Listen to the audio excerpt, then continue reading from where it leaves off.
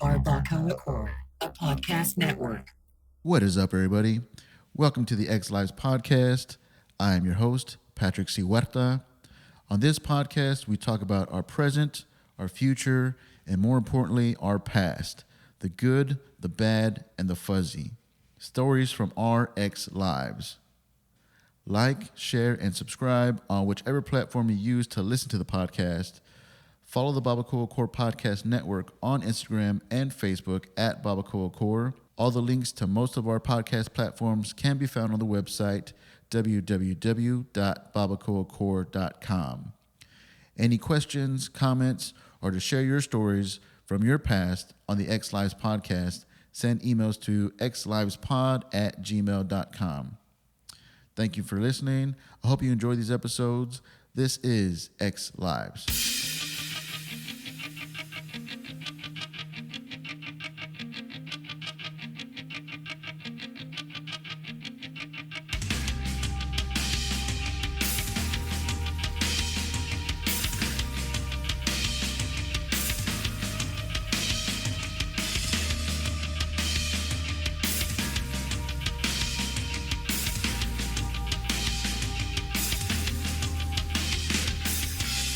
What is up, everybody? Welcome, everybody, to X Lives. Clifton Simmons. What's going on, man? Doing good. It's an absolute pleasure to be here. Yeah, thanks for coming on. I want to get you on. Well, the last podcast of BarbacoaCore, but now I got you down on this one. So before we get into it, any plugs, social medias, websites, shows, anything you got going on? Okay, everything is Clifton is Funny. My website is Clifton is Funny. Instagram, Clifton is Funny. Twitter, Clifton is Funny. POF, Clifton is Funny. Everything is Clifton is Funny or Clifton Simmons. Yeah. Awesome, dude. So obviously I try to look out for like stuff on your Facebook or Instagram to see what you got going on. I know one major thing that a lot of people are talking about is your weight loss, man. Like, so congratulations on that. Like, I saw the pictures, huge difference. What kind of stuff are you doing with that? So what I'm doing is I am working out 3 times a week. I'm also taking a herb called moringa from a company called Zisha. Mm-hmm. And what that does is speeds up my metabolism. It also gives me all the nutrients that I need. It's like a multivitamin and just making healthier choice. I didn't change too much of my diet. I just make a healthier choice. Like I still go to Whataburger 2 times a week. I just tell them I get everything that I usually would get. I might tell them no bun. Yeah, you do the bunless, just protein. And I still eat my tacos. I just tell them no tortilla. Yeah. I was trying to do corn tortilla for a while, but corn tortilla turns into sugar. Yeah. So I literally tell them no tortilla. I also, every now and then I'll have a burger with the bread. Every now and then I'll have a taco with the tortilla. Yeah. What else have I been doing? That's it. I didn't do nothing too special. But like the drastic change took over like 3 months or something like that? Or what was the little post? Yeah, once I started doing the moringa, got it from Raymond Huerta. Shouts out to Raymond Huerta. Hey. But yeah, once I got the moringa, I want to say the moringa is what gave me the biggest weight loss. Yeah. Because I've tried everything. I tried intermittent fasting. I tried keto. I tried like crazy diets, the lemonade. You know what I'm saying? Cleanse. But yeah the moringa, I'm just now really opening up about what most of the weight came from. Mm-hmm. And then just also having a better mindset, just healthier choices. Yeah, man. It's so tough. Like, I just fell off, like, doing the diet. I was trying to get back on it. I did the keto, but I wasn't too hard with it, like, hardcore. Like, now I was just drinking and, like, doing, like, a carb meal, like, every Sunday or something. Yeah, and I think they're all good because I did keto for a little bit. Yeah. But because keto is basically a cheat meal almost, just without bread. Yeah. Know? But I just didn't like not having to watch every little thing that I do. Mm-hmm. So. Well, that's cool, man. I know how hard that is, but congratulations on that. So what you been up to, man, with comedy? Like, what's going on? Comedy, I kind of took a little break. Because the whole year has been amazing. Mm-hmm. I've had some great shows. People are coming out to see me. Mm-hmm. My fan page, like as far as, like even when I go out of town, Like, I'm not famous, but I'm starting to have people come and see me. Yeah. You know what I mean? Yeah. So I've been working a lot this year. And so I decided to focus on the business side for the past month and regroup on what I'm going to do in 2020. I also have a lot of stuff coming up, and I also wanted to just get things in order. So I'm going more into gearing towards into getting more video, more content. I'm focused on pushing more content because I've been doing it for comedy for almost 11 years now, and I'm established. They're booking me as feature, a headliner. But my thing is, I need to give them something to even really call myself a headliner. I need to have a TV credit. I need more TV credits, more, more legit credits to be even considered to be called a headliner, because that's what I'm getting booked for, is headlining and featuring gigs. Yeah. I strongly feel that host is my strength because I've been doing hosting for so long. I host concerts, all kind of events. Hosting is what realistically pays my bills. And there's been times where people have enjoyed me more than they enjoyed the headliner. So what kind of stuff? I mean, are you based out of San Antonio? Based out of San Antonio, born and raised, from the West Side. Yeah. The West Way. I was the black bean in a pencil bean bowl.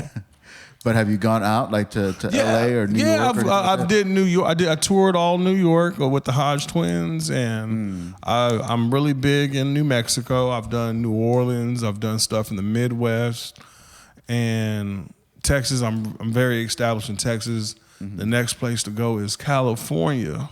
Haven't been up to California yet? I have not been to California, and it's time. So you're trying to get into acting as well? I've been acting my whole life. Oh yeah. I saw that you went to Juilliard. Was that for acting? That was for acting. Oh wow, man. Yeah. So how was that experience? I dropped out. So, why'd you drop? Yeah, I didn't make it.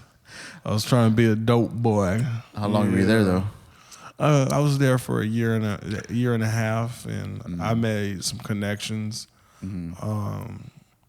I went there, but I didn't finish, and I need to go back, but it's so expensive in New York. Yeah, for sure. But you went there for acting, performing, like theater acting? Yeah, theater. I'm a theater nerd. Like I'm a thespian. I was in theater all of high school, all of middle school. My aunt was a play director, and that's how I got my acting experience. I've been acting since I was like 6. I was in commercials as a kid, and I still take acting classes to this day. Jade Esteban Estrada, he's a comedian as well. He teaches like acting master classes. What about you? Like, did you ever take acting, or do you do? Nah, I was always like a stage hand. Okay, the tech guy? Yeah, I did stage Nice. hand. I did some operas, did some stuff like with high school, but I never was one to be on stage with acting wise. Like I was in bands, but that's about it. That's a whole different thing. But so you always had that acting bug? Like because it was in my family, and my aunt was a director, and I was always wanting to entertain people, and then I got picked up for like a little golf commercial when I was a kid. And golf commercial for what? Like, for a hook. It was called Hook a Kid on Golf. It was a program. Oh yeah. And I played the token black guy. You remember the Mighty Ducks? You had that one black guy. Yeah, you know what I'm saying? I played the one black kid learning how to play golf. Oh okay. The one black kid. Yeah. I think there's another one that plays golf. Another black guy that plays golf pretty well. Who? Tiger Woods. It was a joke. And I used to get that too, man. I'd be like, "Oh, you gonna be the next Tiger Woods?" So that's cool, man. So now that I have you on the table, man, I have a question for you, because you were a judge in a competition that I was in for the Mind Twist comedy. How come I didn't win? It was weird that night. I'm just kidding. You didn't win because, honestly, well, there was another judge, but I'm trying to think of your set. No, it was just a joke. It was a long time ago, and I think you only judged the first round. You didn't judge the finals. Okay. I just want to give you a hard time about that, because like I said, we really haven't really been around each other too much, you know. Yeah, I stopped coming out. To stuff like just because you gotta understand these comics. These comics are so that sometimes the energy is so nasty. Get into that, man. What do you mean? You don't have like to name names again, now where I'm at, you know what I'm saying? It's all love, but coming up, it was very brutal. You know what I'm saying? The energy, and it used to cause depression. I just can't be around like that. You know what I mean? And then also now where I'm doing really well right now as far as I'm considered an established comedian. And so when I get there, a lot of comics want to ask me for advice, and I give advice. And then also when it's time for me to get on stage, everybody's like, I can't even work on new material no more. You know what I'm saying? Like, yeah. I came to open mic, which is supposed to be practice, but I'm not trying to brag. This is not even a bragging statement. This is like, it's hard for me to do open mic now. Yeah. I've seen where I come to do open mic, and the people that were hanging outside smoking cigarettes all come inside just to watch me perform. I'm performing for audience members and comedians now. Yeah. Like there's comedians that haven't seen me before. They want to see me, so I'm like, damn, I came to work on a joke, but I feel like I got to go hard tonight because you still feel pressure from other comedians? I feel pressured that because of since I kind of got a name, and you can say this is cockiness, but I feel like since I kind of got a name now, that I have to go hard every time I hit the stage, at all times. Yeah. Well, shouldn't that be the goal always? Like either even for open mics? I say this, and this is coming from Al Gonzalez. Whenever you're performing at Laugh Out Loud Comedy Club, open mic, and even Jokesters open mic, or just an open mic in a comedy club, period, that's an audition. That's not really open mic. So, because you got the owner watching, you got promoter, you got the person. Most likely, you got the managers of the club watching you. So, even though you're there to work on jokes, you know, they're gonna judge you off that set. Now, at a little shindig bar, you can kind of get away with doing new jokes. Yeah. I mean, because if it doesn't go over, you know, it really depends on who's in the audience. But for me, I have an audience wherever I go now because, like, I'm not booked on these open mics or nothing. I'm just coming to sign up for open mic, and there's people that might have heard of me. You know what I mean? And so I feel like I gotta go hard. Like, Yeah. I might throw in a new joke here and there, but so I started doing like how I get my open mic now is I might go do a guest spot on somebody's show, or I might drive out of town and do an open mic where they don't know me. Oh, okay. So that's where you get your practice in. Yeah. What you said something about the negativity in the scene. Like, is that a new thing, or is it always? It's not been a new like that? thing. Well, you know, it's more I'm traumatized. It's been love lately. Everybody's been showing love. Like, it's crazy. Like, cause you know the love is. I could tell what's fake love and what's real love, but it was just people used to talk so much shit back in the day. They still do today, man. Like that hasn't changed, really. Yeah, and they don't talk shit to me really per se because of like my status now. Yeah. But I'm still traumatized from when I didn't have a status. You feel me? Like, and a lot of these people that I'm friends with, a lot of my enemies have became friends. You know what I mean? So like. And I let everybody know I can only handle being out in the scene for like a little bit. I just I gotta watch my energy. Yeah, I gotta watch my energy. It's weird. Do you ever feel like an aura how evil some of these comics can be? Yeah, all the time, man. I mean, I don't. It's more. I wouldn't say jealousy, but just like really. I mean, people are easy to talk behind your back. Yeah. And then when you call them out on it, like they're just like, "Oh, I'm not dealing with this. You're being immature," You know, it's very negative. What sucks is that some of the negative people are people that are maybe gatekeepers for some shows. You know, well, like when you're early on, you gotta kiss a lot of ass. and that sucks. You gotta kiss ass. That really sucks, man. I mean, because you try to be genuine with people, but then you gotta like you said, kiss ass, play the game. I tell a lot of young comics the reason why I don't come out, but I also urge them to because of the level that a young comic is at. When I say young in comedy, you need to be at every spot networking. Even myself, I need to break that about myself. I need to be out more networking. It's just once you like start getting paid, you just feel like I'm a single dad too. So, you know, but for me it's like once I started getting paid, like I'm not rich, but I feel like I should be getting paid if I'm gonna be there all night, and I'd rather be with my kids, chilling, watching Stranger Things or something. Yeah. How hard was that? Like, how long did that take you to like figure out the whole balance between comedy and between like family and stuff? Because like it's very important to have that balance. You know, you got to focus a lot on both of those aspects of your life. Like, how long did it take you to actually get into that groove of a balance like that? I'm still figuring it out.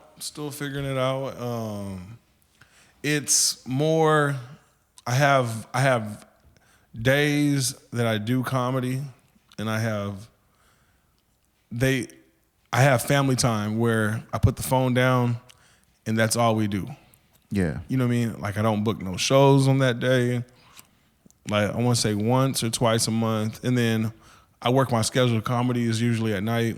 I usually try to get a sitter, but you got to think about that costs money too, getting a sitter. So sometimes that's the reason why I charge so much, because it has to account for if I had to like drive, make time. And some places are kid friendly, and I bring my kids with me. Yeah. You know, so they've even seen the progress. And you just make time. Honestly, there's non-negotiable days that I won't book nothing around it. Yeah. Or what I'll do is I'll do a show. I'll leave right like an hour before the show starts, and then after I get paid, sometimes I'll just come straight home. But yeah, like it's real hard like with the scene, because the scene is so small, so everybody kind of knows everybody, but that whole like negativity and then trying to network, trying to balance, because with me it's just me and my wife, but it's still like just a balancing act. You know, you got to make sure that's all worth it. So it's just really hard, and like I don't know if that's just a new thing for the scene, because I'm pretty new to it, like under 2 years. What you got to do is you got to find your own lane. The best advice I can give you is not take advice from comics, and if you do take advice, look at that comic and where they're at in their career. Yeah, you know what I mean. Like something that might not work for me might actually work for you. You know. How I know how I got to where I'm at. You know what I mean? There's some comics that are really, really good writers, but horrible performers. There's some comics that are great performers, but horrible writers. I'm one of those people. I know how to sell a bad joke. I know how to finesse. I know how to trick a crowd into laughing at me. You know what I mean? I do got some funny stuff, but there's a lot of comics that I know that are way funnier than me. They just don't know how to deliver. Yeah. And there's some people that don't know business. Some comics, they do, most comics, you know, do this for the love and the passion, and it's a hobby. I do it for the money, you know what I'm saying? And I know people look down upon that, but you know what I mean? If I wasn't making the money that I was making doing this, I wouldn't be doing this. Now, of course, I wasn't always making this money. It took forever. And like I said, I'm not rich, but I pay the bills. It feels good to say, hey, I bought y'all school clothes off of, you know what I'm saying, comedy money. This little vacation that we're on is from comedy money. Like, I come from humble beginnings. That's why I'm so happy and passionate to talk about, you know what I'm saying, I'm getting paid to do this. Like, it's a dream come true. I might not be famous, I might not be rich, but it's cool to be able to say, hey, I survive off of comedy money, and you can too. You know what I mean? And you're a lot funnier, and you're a lot funnier than me. What's so special that I'm doing is because I know the business, and I'm willing, because you got some comics, like I say Torino, and you know Anthony Torino? Mm-hmm. He's a great comic that asks, like, hey, can you tag this for me? Or Jay LaFar, you know Jay LaFar? Yeah. He's another comic. Hey, can you listen to this joke? Mm-hmm. I'm not that comic. I'm the comic when you're ready to start making some money. Hey, how do I, I only have 20 minutes. How do I, when promoters approach me, how much do I tell them I charge? Mm-hmm. You know what I mean? I'll give you advice on that. I'll be like, oh, yeah, just tell them what's their budget. Mm-hmm. Hey, they want to book me to do 45, but I don't got 45. How should I handle it? I'm that guy. You know what I'm saying? Like, okay, this is what you're going to do. You're going to bring 2 other people with you. You know what I'm saying? And you're going to make sure you send them a contract like that. Mm-hmm. And I do want to come, and I do need to come out more so I can help the scene by like giving, and some comics can't handle advice. And because comics come to me for advice, I feel like I can come to other comics and give them advice. And like, if I give you advice and you don't follow it, I just want, and like, especially if it's to benefit you. Yeah. Because there's one comic, I was like, hey, you shouldn't start with this joke. Unless has it ever got a laugh? Like, it was a funny joke, but it's not, there's certain jokes that you don't start off with. Yeah. And he followed that, and he's like my little brother now. Mm-hmm. You know what I mean? But I'm more, not just business, I'm also more on stage presence. Mm-hmm. I can coach stage presence, but when it comes to writing, I wouldn't come to me for that. You know what I'm saying? Yeah. Because your main focus, you're a stage performer. Like, you're overacting all the stuff. You kind of make it a huge thing, which you got to do for the audience. You know? Yeah, like the jokes that I have wrote, the reason why they're funny is because they're true. Yeah. And some of the jokes that I've wrote, other comics were like, that was very cheesy. But I'm like, the crowd laughed though. You know what I'm saying? Yeah. That's all that matters, because I'm not here for the comedians. Yeah, I got hated on hard. Like, I was like, the crowd, as long as the crowd's laughing, I'm cool. Yeah, man, that's another thing too. A lot of people say, like, you go off the audience, or no, if the comics think it's hacky or all that stuff, you got to follow that. Like, it's still a learning process. I mean, you're trying to make the audience happy. It's all about giving them. Yeah, some people perform. Some people, you got comics that perform for the comics. Yeah, the comics are not going to give me money. Yeah, you know what I mean. I purposely. I could do a lot of. I want you to do all shows, but I purposely had to like break away from doing certain shows because I wanted to be in my own lane. You know what I mean? What comic you saw doing Comic-Cons? Not too many comedians. Mm-hmm. I do Comic-Cons. You know what I mean? Now, I wouldn't hate if another comic does Comic-Cons. That would make me happy because that means I inspired that person. Yeah. To branch out from your regular standard going to the comedy club or comedy spot. And so I do corporate gigs. I do concerts. That's how the reason how I started getting, I know how, like I said, the reason I started getting booked, it wasn't because I was funny. It was because I was bringing like 30 people, 50 people to a show. Yeah. And at the end of the day, it's sad. It's not about laughs anymore. It's about numbers. Mm-hmm. You know what I mean? How many Instagram followers you got? You know? Yeah. Like there's a lot of funny people that they're just really good at stand-up, but they're not good at talking business to a promoter or a manager. Yeah. They don't know how to do their paperwork. Does the business like affect the comedy? Like, did you have to kind of make sure that you put comedy first above business? Because you're really all about business. Like, all I hear is like all business. I mean, obviously, like being in because I'm a single dad. Like, you know what I'm saying? I don't get child support. Like, and I had my first year of doing comedy. I said, okay, if I don't get paid for comedy by this time, you know what I mean? I'm gonna quit. Now, I used to get like tacos, free tacos. I used to get $20 for a show. I used to get free drinks for a show. And I got $50 from time to time.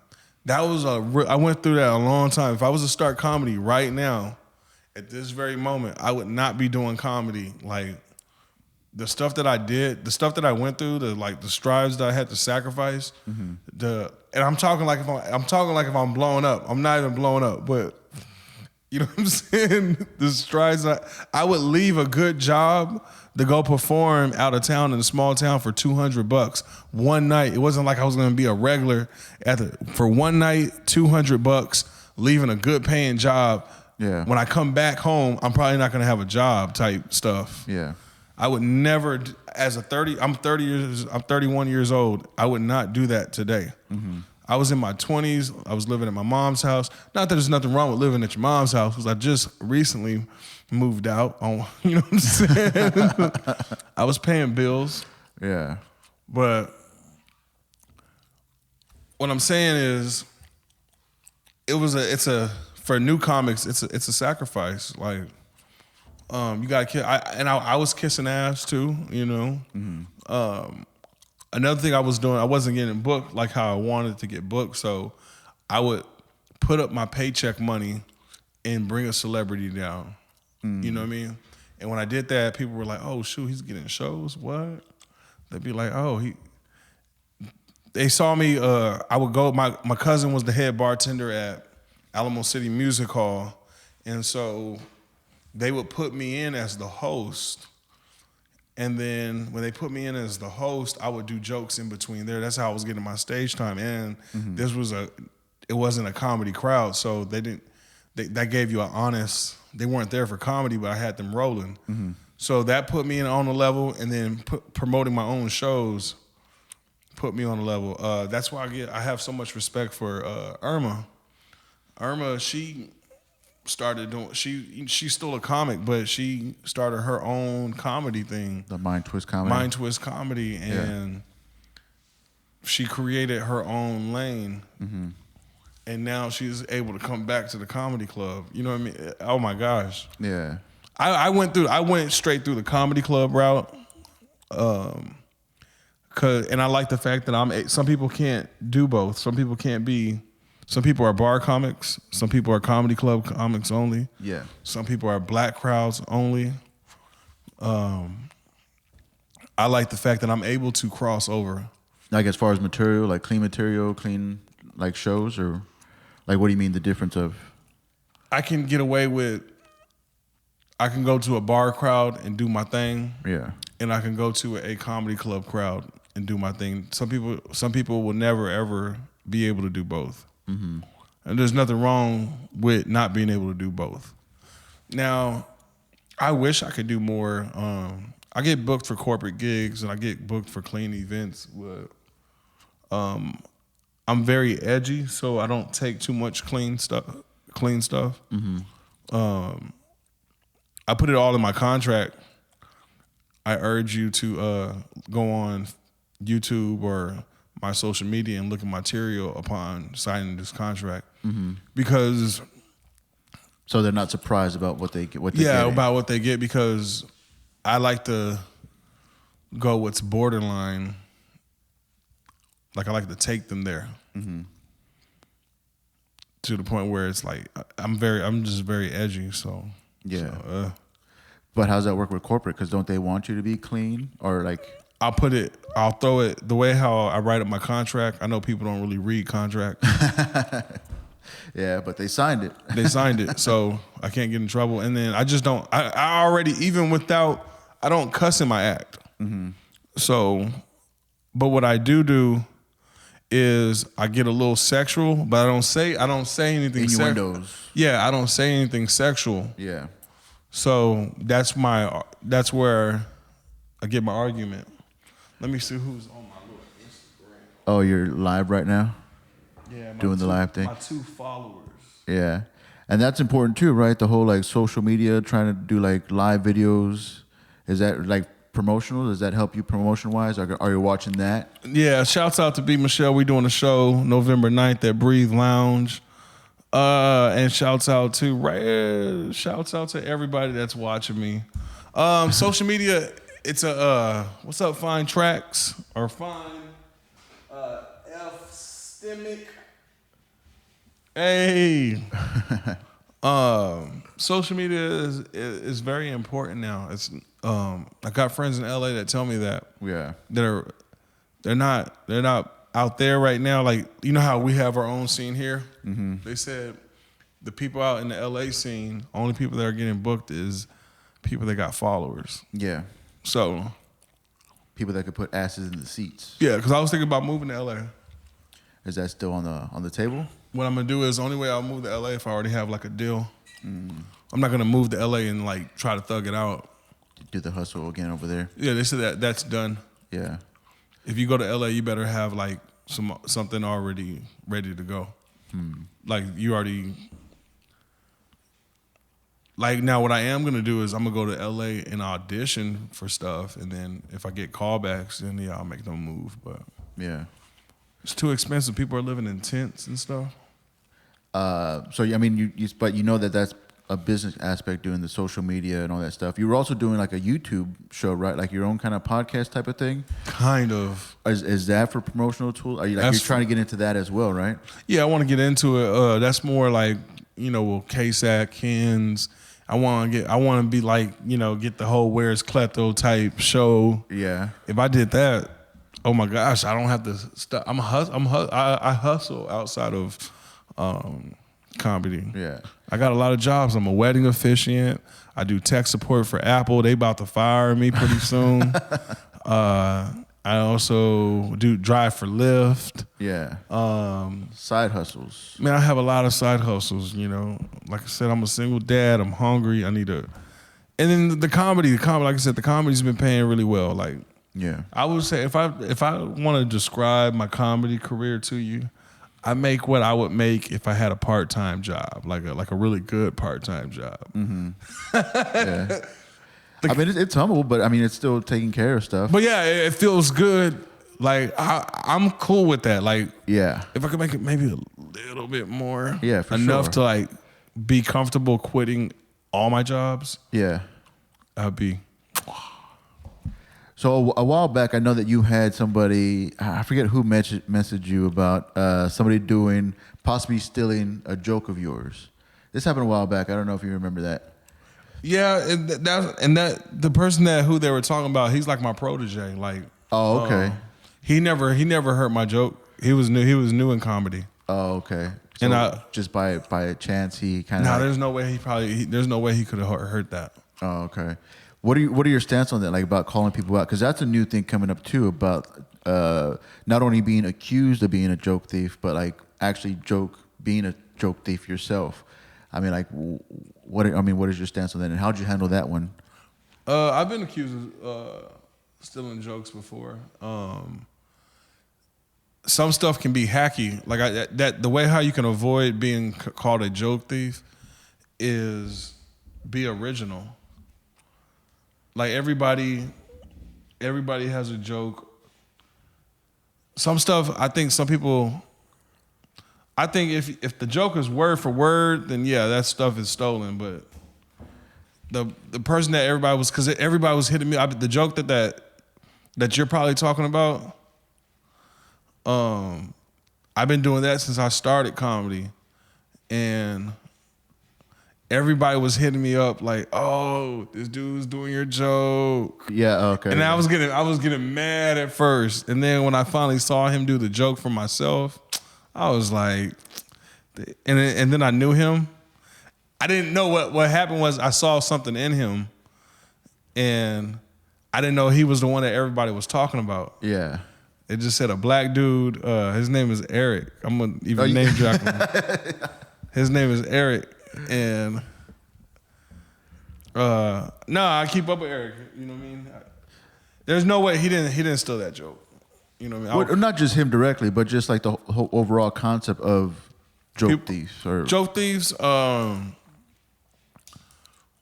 They don't really last too long. I think you do, like, if it was you, and I know you don't steal jokes, but like if the way how I would they do need to be called out. If it was you, I'd be like, hey man, let me holler at you I don't know if you know, but you're doing this joke of Bill Hicks from this time period. Maybe, you know what I mean, maybe you subconsciously was watching this comedian and you accidentally took his joke, you know? Yeah. Like it did happen. It did happen once. I did a tag that was on a Louis C.K. special when it was just like, oh, me and my wife been married for X amount of years, so we're almost done. You know, that was Louis C.K. and I was doing that for a while. And then AJ called me out and he's like, oh, you know, this is from this special, this all that stuff. And then I saw it. I was like, oh shit, that's exactly what I was doing. I think a person should be called out, but I don't think a person should be put on blast. Like, I would pull you aside and be he put me aside, I don't face to face. Yeah. I don't think you should be doing that. This is why. Now, if you continue to do it, I'm trying to think. I think if a person does it word for word, like there's another older comedian that is very hacky, but I don't trip on him, and I don't think anybody else should because he does it as a hobby.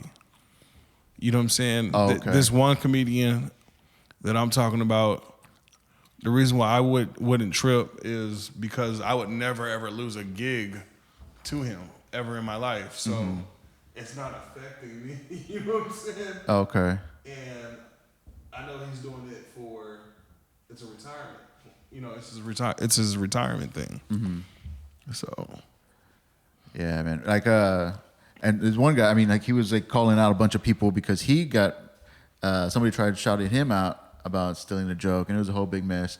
And the funny thing is, he's like, oh, I didn't steal from that person. I heard it on this special. I heard it on this TV show. I heard it on this. I was like, so you're already admitting that you're stealing it. Maybe not from this one comic that everybody's saying that you're stealing it from, but you're admitting that you stole it from somewhere. Yeah. Like, what's the respect? Some stuff, some stuff is just hacky material. I have this gremlin joke that I've heard, like, and that's another joke I've been doing since I started. Yeah. I've heard like 5 other comedians like do something similar to it. So some stuff you just can't get away from. So that's why it's important to be original as possible. Yeah. And then I tried calling him out because he said that there's 3 jokes that he could name that are other people's jokes.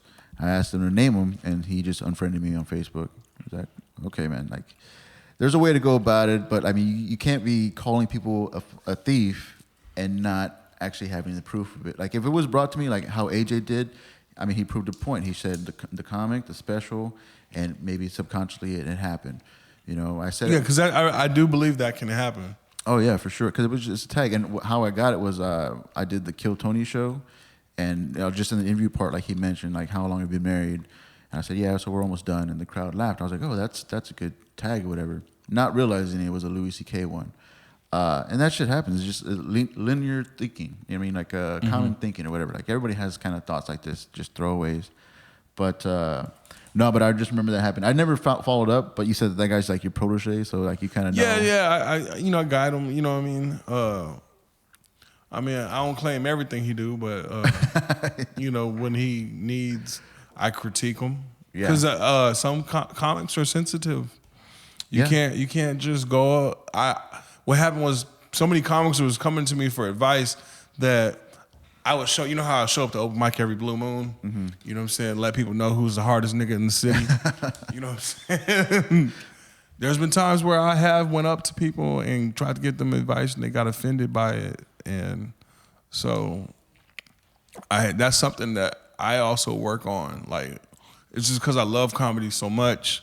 And if I see a way how I can like improve you, I'm gonna want to come give you advice. But what I had to start doing was, if someone comes to me for advice, I keep it 100 with them. Mm-hmm. You know what I mean? And I had to start learning. I need to really know that person. But if I really see something, if I don't know them, I will still do like the whole how we talk about calling out, I would like pull them to the side. Like, hey, here's a tag for you. But I'm not the tag guy. Once again, I'm not the tag guy. I'm definitely not the tag guy. I'm the, hey, don't wear your hat on stage because it's covering your face, the shadow from the spotlight. You know what I mean? I'm going to catch stuff like that. Hey, don't wear shorts on stage. In the comedy Bible, it says don't wear shorts on stage. You know what I mean? Or you keep doing this too many times in your act. Don't do that. You know, there's stuff that I'm going to see that not everybody's going to see. Yeah. So cool. So before we get into your past, what you did before comedy, tell us some stories about like your early days, like how you started, the good, the bad about the early days in your comedy career. Early days. My early days. Let's see. I used to take the bus to the comedy club. I got a job at the comedy club. I got a job inside the mall because the comedy club that I went to was inside River Center Mall. Just so I could be close to. I'll get off of work, watch shows. What else? I mean, what do you mean, like? Well, just like things that you learned from your early experience, kind of like things that you you learned to avoid. Like, I mean, maybe your act was different back then. Like you were a different type of comic. Okay, Or your approach was like differently than it is now. Gotta stay humble. You know, every now, even till this day, I still get a crowd that will humble my ass, and I'll bomb every time I think I'm the shit. Because you know, I'm telling you, it fucks with you mentally. Oh, for sure. When you're in the grocery store and someone wants to take your picture. You know what I mean? You feel like, oh, I made it. Oh, you know what I'm saying? Okay, like, hey, can I get your autograph? When you go out of town and people want to get your autograph, you feel like, oh, I made it. Oh, I'm doing something. And then just like that, a crowd you just bomb. You know what I mean? Out of nowhere. I bomb at least once or twice a year. You know what I mean? That's pretty good. Once or twice a year? Yeah, I bomb at least once or twice a year, and it's humbling. It makes me want to cry. To be honest with you, now when I take that back. Now when I bomb, I want to cry, but I laugh at it now. Yeah. Because I know what it's from. When I bomb, it's because I think I'm all that in a bag of chips. And so, let's see. Earlier stand-up, we used to have this thing called the Midnight Show. And what we would do is, it was an invited open mic, and it was at 12 a.m. The people from the crowd from the 10 p.m. show, if they were too drunk, they can, if they wanted to stay and see a show, they would stay and see that show. So you're already dealing with a crowd that's already seen a 2-hour show, and then you're also dealing with people that are cheap that came to see a free 12 a.m. show. And so that was one of my only stage times. And the way how Jeff, the manager at the comedy club, would make the list, he would let the better ones go first and the sucky ones go last. And one day Rick Gutierrez walks in and bumps me. And because he bumps me, I'm probably not going to go on for the night. Not only he bumps me, he does 30 minutes. Oh, wow. I didn't know who Rick Gutierrez is? Yes. Rick Gutierrez was still Rick Gutierrez back then. Maybe even bigger. You know what I'm saying? Me not knowing who this is, I thought this was just like, I thought he was like you. You know what I'm saying? Like, who is this dude that just came in and bumped me? Yeah, he was new to you. You know what I'm saying? Yeah. And not only he bumped me and did more time that he was supposed to do, when he get off stage, he talking to 2 girls that I bought to the show. You know what I'm saying? And so I went and told, like, I went off on Rick. Yeah. If Rick really wanted to, he could have had banned me from the comedy club the way how I went off on him. Yeah. You know what I mean? He could have had messed me up, like, even outside the comedy club in the comedy world if he wanted to. But he took it, and I always, you know what I'm saying? I respect Rick. Rick is a legend in the city. Yeah, for sure. You know what I mean? I took Cleto Rodriguez's class. I took Jada Esteban Estrada's class early on in comedy. And really what honestly put me in the game in comedy was I was able to pack out shows early on. I don't care. I don't care how sorry you are. No promoter in town, maybe one, but no promoter in town is going to not want somebody that's not going to bring anybody to their shows. And so... Because it's a business to them. They need to make money. Yeah, so to me, it's like you could talk shit about me all you want, but I got more followers than you. You know what I mean? Yeah. I have a bigger fan base than you. So I don't know when not packing out shows was not in style. Was not in style. So what about before comedy? What kind of stuff were you into before comedy? Like, what did you want to do? I wanted to be a rapper. I did poetry. I was in poetry magazines. I was in commercials. But yeah, I really wanted to be a rapper. I got more ice than this. I got more ice than that. How far did you go with that? Like, did you do demos? Man, were you selling CDs out of your trunk? I showed them little CDs. I was spending. I was getting love from rapping, but I wasn't making money. I was spending money on studio time. I was spending money on getting CDs pressed. I was spending money to get a feature. Yeah. Like, hey, can you do my album? I had to pay for that. I had to pay for everything. Comedy, I just showed up. The mic is there. Boom. And then the stuff that I have paid for comedy has came back. Like I paid for promo. You know what I mean? I got that money back. I paid for, a logo. I got that money back. I paid for acting classes. I got that money back. Mm-hmm. So I just happened to be good at comedy. Been doing it. What was your rap name? My rap name was Big Cliff. Big Cliff. Mm-hmm. Were you in a group or you were a solo actor? I was in a group called Pluto, Players Like Us Taking Over. Wow, man. How long did that run?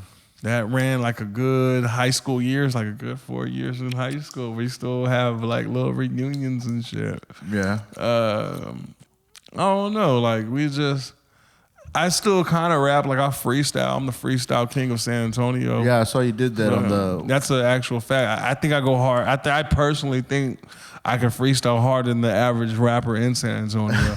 And I'll call out any rapper in San Antonio. You know what I'm saying? I got rappers in San Antonio that agree that my freestyle go hard. Yeah. Now, when it comes to writing a song, I don't know. But I know I'm a great freestyler. Like, what do you mean? Like producing your own beats and stuff? Or like, were you doing that or is that somebody else? I can write a beat. Like someone, like if you know what I'm saying? If you started making beats or if there was an instrumental going, or I can freestyle. Freestyle. You don't know what a freestyle is? No, I know what a freestyle is, but I was asking, like, were you producing the beats as well? I was rapping? not producing. Oh, okay. No, my thing is like more performing and stuff. Yeah. And I think people just like my energy and my stage presence, even with the hip hop, because I've even won some battle rapping, and I know how to just deliver. It's all about delivery in comedy. Yeah. Did you do any tours with Pluto? No, we didn't do no tours. No. Mm-mm. What kind of like how far did y'all take that? Was there like any? It didn't go far deals? at all. It didn't go. It was homeboy's closet. That's it. Yeah. It didn't do nothing. Were you not trying to do like a business with that? Like were you just trying? I was young. Yeah. I didn't have no knowledge of business like that. It's just comedy. No, it's just comedy. I grew up watching comedy. I don't know. Comedy just started paying me like, and when I say paid, I'm talking about like $20, free burger. Yeah. You know what I mean? But I wasn't seeing that with rap. Like I was seeing a little money, like $50 here and there. And did you not understand like the hustle with any type of like music endeavor? Like I do now. Yeah. Like I do now. Like because of where I'm at now. Like people do mess with when I do like drop a freestyle or if I do drop a track, you know what I mean? People mess with. I do have fans that know me from just music only. Like I really gave it, even as a comedian, I still had pipe dreams of I'm gonna come out with one hip hop album before I die. Yeah. You know what I mean? Really like hip hop and R&B because I like to sing. I had a dream of being an R&B singer. Yeah. You know what I mean? I like that neo soul. Did you do any tracks like that? I have not, but that's in the works. You know what I mean? I go hard on some karaoke, man. Yeah. I shut the place down. Would you ever mix it up, like do a comedy, rap, singing? That's in 2020. That's gonna be my one-man show.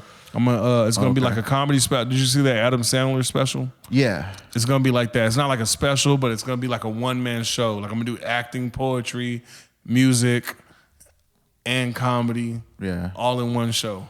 In 2020? In 2020. I don't got a date yet, but that's going to be it. You know what? Probably around this time next year, I will do a one-man show of all my talents. Yeah. Mm-hmm. That's crazy, man. So you did music before. So did music kind of in any way like help you with comedy, or was there anything else in your life that you Music did not help with comedy. I mean, I'm trying to incorporate that. I did that 85 South show. They got me on stage. I saw you. I saw that. And I kind of, over the years, when I MC, I freestyle sometimes in between sets. And one of my brothers was like, "Yo, you should add that to the set." And I'm like, you know what? After the 85 South show, I was like, you know what? I should add that to the set. Yeah, right. Because the people, they get crunk, like they love it. You got to see it for yourself, though. Yeah. You know what I mean? I just saw the YouTube video, but I was like, it went pretty crazy, man. The crowd loved it. Yeah, 400 people rocking with you. My son was there. He was like, I forgot my son was even with me. Oh yeah. Like, well, it wasn't that he was with me. He's a big fan of DC Young Fly, but I forgot he was in the audience. And see, he's grown up around the comedy thing. He thought the way how he looks at comedy, no different from what we looked at, what our parents did. Mm-hmm. He thought that was like a normal job. You know what I mean? Yeah. And so once he got older, he started like, and his friends being like, "Wow, your dad does this and that." You know what I mean? Teachers like knew about me. Mm-hmm. You know what I'm saying? But he's still like, he's like, you know? Yeah. And so when he sees 400 people rocking with me, and I forgot that he was there, I get off stage, I was like, "Oh shoot, you saw that?" He's 12. Like, he was like, "Oh, you wrecked it." Like, I was like, "Yeah," because we're going through the phase where dad is not cool. Yeah, you know what I'm saying? yeah. And then you rocked the 400. Yeah, I just rocked the 400 crowd. I even had the person that you're a fan of, which is DC Young Fly, rocking with me. Yeah. So that's pretty cool, man. That'd be good to experience. yeah, it was kind of, I like to compare it to the whole, remember that last championship Tim Duncan won? Yeah. And his son comes and hug him and he's crying. That's what I experience when I bring my son with me to a show, like, because now he gets it. Yeah. He gets the jokes. So that's cool, man. And what about theater? How far did you do with theater? I mean, I know you said you did a commercial, but I still do theater. It's just there's not enough. I don't have enough time to, like, when you do theater, you got to worry about rehearsals and meeting up with everybody with plays. Did you do any acting plays? No. Yeah, I just don't have time to. What I like about comedy, it's up to me if I want to go to practice. Mm-hmm. You know, when you're dealing with theater, you're dealing with a whole cast, because I'm recording something for Amazon Prime right now, and what's hurting us is our schedules don't match up with a lot of the shooting times, and that's what's bringing a delay to our film. And you're doing a film for Amazon? Yeah, I'm doing a film that's going to be on Amazon Prime. Oh, okay. It's called Funny Bone, but we should have had Ben to finish the show. Like, it's a series, but because what's hurting us is it's time. Yeah. Schedules. Yeah. So theater, I want to get back into it more. I think I might have I got to do Theo Von this year. Oh yeah, I saw that. Yeah, opened up for him, and after I did that, I realized I'm ready. I did like 2 theaters this year, and because I do at least 1 theater a year, but I really thought all those times I've done a theater have been because I'm built for a comedy club or a bar setting. I personally felt when it comes to stand-up, I'm not built for a theater, but I'm built for a theater now. When you do comedy in a theater, you tell the joke, it takes almost like 2 or 3 seconds for the laughter to hit you. Oh, okay, yeah. Does that make sense? Yeah. So you feel, for a second, you feel like they're not laughing. You got to pause a lot longer than what you would usually pause. How long did that take you to feel? Because you said How do you practice it? In theaters, Because I don't do theaters. Yeah. How do you practice for something that you don't get booked for? Yeah. You know what I mean? My first time I got booked, I did the Alamo Dome. Holy shit. Yeah, someone had canceled, but they didn't tell me that someone canceled. I got a call from my mentor, Walter Cameron. I was like, "Hey, I got a gig for you. It's $300, 30 minutes." I had only been doing comedy probably like for 2 years, and all my shows were going good. And I was like, yeah, I could do that. And so I went to the show. It was for Frankie Beverly and the Maze. I didn't know Frankie and Beverly Maze had a Christian following. They loved me for like 15 minutes. And after 15 minutes, I did a joke about cum. You know what I mean? And I lost the whole crowd. And 5 minutes later, someone says, "Get off stage." Damn. And I was like, that's cute. I remember the first time I had beer. And everybody laughed, just like how you just laughed. Yeah. And then I went back to my jokes. You know what I'm saying? A few minutes later, she says, "Get the fuck off stage." I was like, "Ma'am, relax. I don't go to your job slapping dicks out your mouth." Yeah. And everybody was like, "Ooh.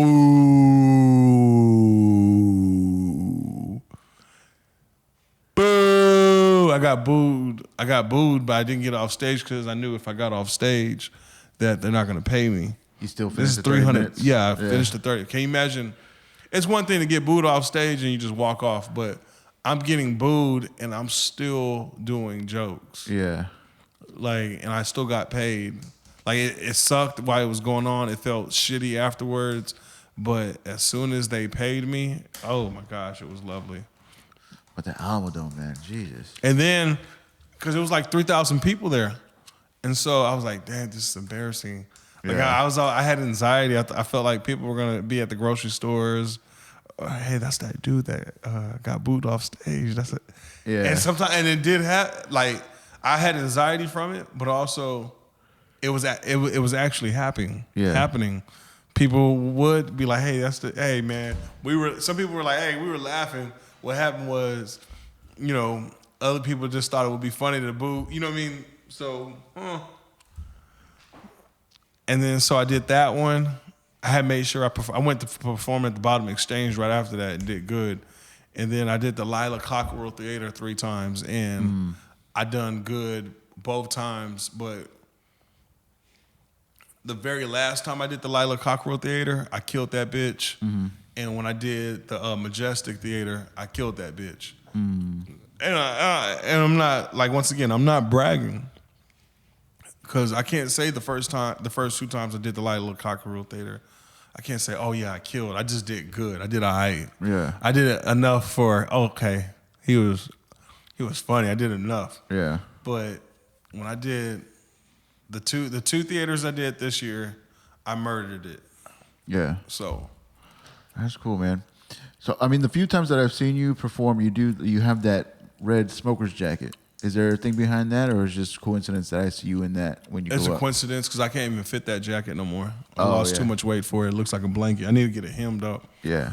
But I mean, was there a reason behind it? Like, were you doing shout out to somebody, or is it passed down from you from something? That's one. I got that one from New York. There's nothing. I just believe that when you see me in the red jacket, it's because I didn't feel like wearing a suit that day. I try to look nice when I perform. I don't know. You must have saw me at a show then, because I really don't I won't wear the blazers at open mics and stuff. Oh no, yeah. Where'd you see me at? The first time I saw you wear that was, I think you were hosting for George Anthony at River Center. Oh wow, you been around that long? Yeah. And then I jumped on the show that you were doing at J&O's for those 5 people that we had there, and you were wearing that jacket. It's been a few times that I've seen you wearing that jacket, and then pictures I've seen you, but I just didn't know if there was something at behind J&O's. You probably saw me. I was coming from a show that night. Oh, okay. So yeah, you only will see me in blazers if I have a show. I mean, you might. I mean, that's what I'm saying. For shows, you wear it at shows. For shows, I didn't know if there was something behind that. The reason why is it's silly. Oh shoot! Your phone died? My phone died. Uh-oh. All right, we're still here, everybody that's listening. I rock the whole thing. I rock suits and blazers on stage. If it's not a suit, it's a blazer with a regular shirt and maybe some jeans. Why do I do that? It's a security blanket. I learned that if I look nicer than the crowd, I do well. And then I also notice that some people, I don't know. I feel good, look good, feel good on stage. Because some people what I'm doing might not work for everybody. Yeah. I just know that it works for me. If I look nice, the crowd treats me nice. If I look shitty, the crowd treats me very shitty. So that's just something that I've learned. There's some people that look like thugs on stage, and it goes with their act. I feel like mine just kind of goes with me. Why do I do it? I mean, if there's nothing behind it, I just didn't know if there was automatically something like a story behind it and stuff. Like you don't have to. You don't have to make anything up for it. No. Well, you know why? There is a story behind it. See? Because River Center Comedy Club, and when you open up for like Laugh Out Loud Comedy Club, we had to as an opener. If you're a feature, you can wear whatever you want. If you're a headliner, you can wear whatever you want. The opener there before there was new owners, the old owners, you had to have, and I think you had to dress up. But I think what it is, you got to understand. There's comics that this is all some comics don't have no life. You know what I mean? Some comics they go to open mic and that's it. Like there's no other hobbies outside of comedy. There's no job.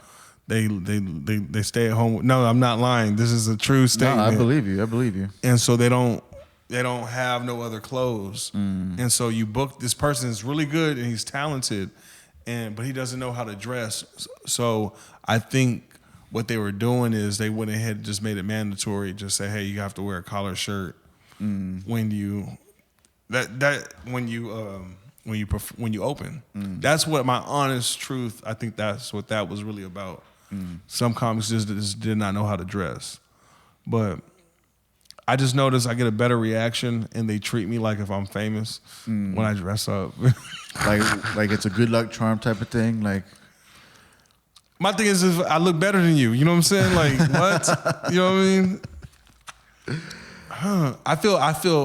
I feel weird when I don't rock the blazer. Yeah. I'm trying to think when was the last time I could perform without it. I might do something. I do something different every year though. Yeah. I went through a phase where I had to have a Ralph Lauren on. I go through that's just where I'm at right now is rocking suits and blazers on stage. It's not a superstition thing. It's just a comfort thing. Yeah, and then if I bomb in a shirt, I never wear it on stage ever again.